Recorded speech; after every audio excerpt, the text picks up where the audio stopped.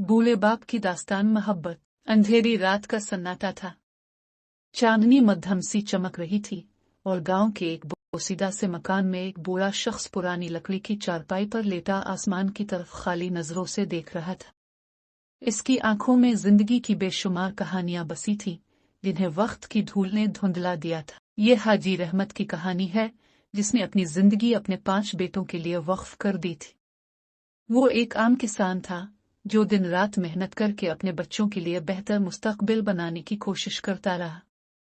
इसकी बीवी जुलेखा बचपन में ही दुनिया छोड़ गई थी और तब से रहमत ने न सिर्फ एक बाप बल्कि एक माँ का किरदार भी अदा किया। रहमत की जिंदगी आसान न थी।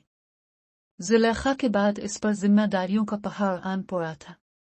5 छोटे छोटे बच्चे, जिनके लिए वही सब कुछ था। दिन में खेतों में हल चलाता, पसीने में शराबूर होकर मेहनत करता और शाम को जब थका हारा घर आता तो बच्चों की मासूम शरारतें देखकर सारी थकन भूल जाता। इसका एक ही ख्वाब था, अपने बच्चों का अच्छा मुस्तकबिल।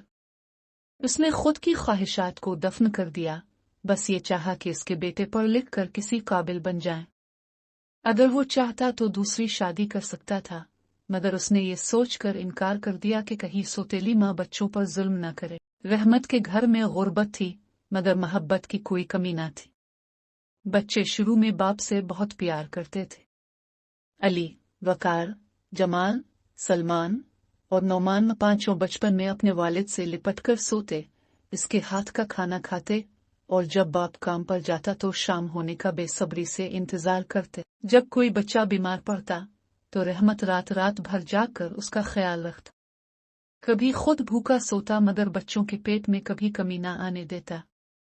गांव के लोग उसकी मोहब्बत को मिसाल बनाकर पेश करते। मगर वक्त बदलता है, लोग बदलते हैं और सब कुछ वैसा नहीं रहता जैसा बचपन में होता है। दूसरा बाब, वक्त की सितम ज़रीफी। वक्त का पहिया तेजी से घूमता गया। बच्चे बड़े हो गए, रहमत की कमर झुकने लगी, मगर उसकी मोहब्बत में कोई कमी ना आई।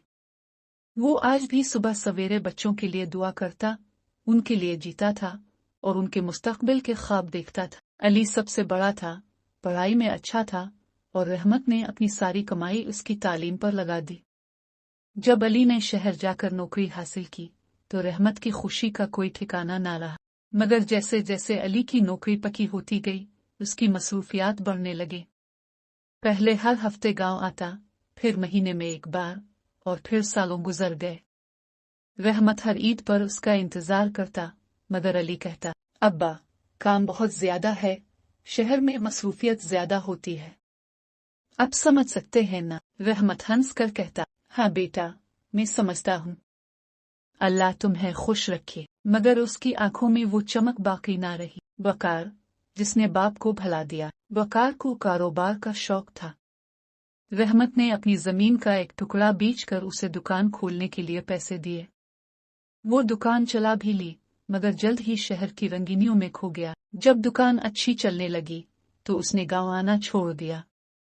एक दिन जब रहमत इससे मिलने शहर गया तो वकार ने कहा, अब्बा, अब अचानक आ गए, मुझे पहले बता देते, मैं मसरूफ था। रहमत की आंखें भर आईं, मगर उसने कुछ न कहा। वो समझ चुका था कि अब बेटे बदल चुके हैं। वक्त के साथ रहमत की हिम्मत जवाब देने लगी। पहले वो खुद खेतों में काम करता था, मगर अब बूढ़ा हो चुका था। जमाल, सलमान और नौमान भी अपनी अपनी दुनिया में मगन हो गए। जमाल, जो हमेशा कहता था कि वो अपने वालिद के साथ रहेगा, अब नौकरी में इतना मसरूफ था कि सालों बाद एक रस्मी फोन कॉल कर लेता।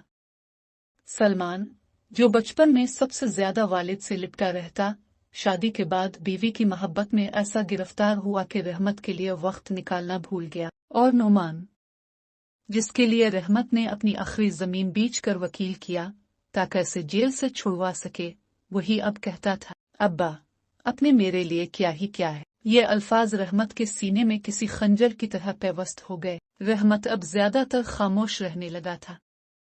इसकी आंखें दरवाजे पर जिमी रहती, शायद कोई बेटा आ जाए, कोई इसे अपने साथ ले जाए। मगर दिन गुजरते गए, महीने बीत गए और फिर साल गुजर गए। पड़ोसियों ने इसे कई बार कहा, हाजी साहब, आप हमारे साथ रहें। बेटे तो भूल गए, मगर रहमत हमेशा मुस्कुराकर कहता, नहीं भाई, मेरे बेटे बहुत मसरूफ हैं।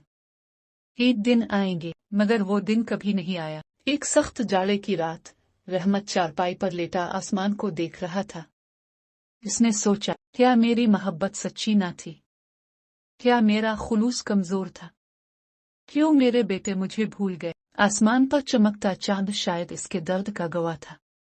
वो करवट लेकर आंखें मूंद गया, और जब सुबह का सूरज निकला तो हाजी रहमत दुनिया से जा चुका था, तन्हा, बेबस और बेयारो मददगार। जब बेटों को खबर मिली तो सब ने 2 दिन के लिए रोने की रस्म पूरी की, जनाजा पड़ा और फिर अपनी दुनिया में मगन हो गए। गांव के लोग एक दूसरे से कह रहे थे, रहमत के बेटों ने क्या पाया एक बाप को खोकर? मगर शायद ये सवाल करने वाला कोई ना था।